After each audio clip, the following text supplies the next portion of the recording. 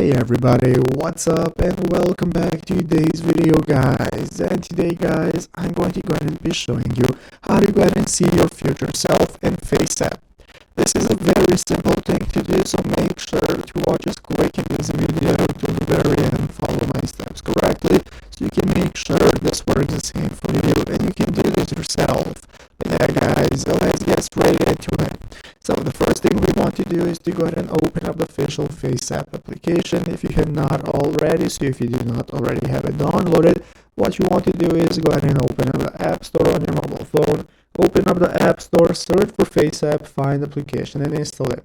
So after installing and opening it up, this is going to be the home page you're greeted by. From this main page at the bottom of the screen, we can find the two options for uploading our photos, either through our camera roll or from our photo gallery. So you can go and get started selecting your photo that you want to see your future self in from there. So it's going to open up here. You're going to tap on your photo. It's going to open it up in editor mode. And now let's go and take a look at how to see our future self. So here at the bottom of the screen, you can find all the sections that you have for editing your photos. And if you scroll to the right, you're going to find the age section.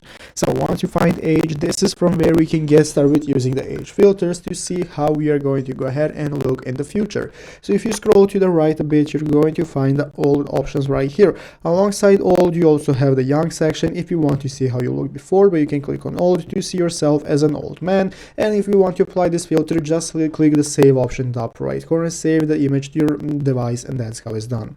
So I hope this video was helpful. If it was, make sure to leave a like, subscribe to the channel. Thanks for watching, take care and bye.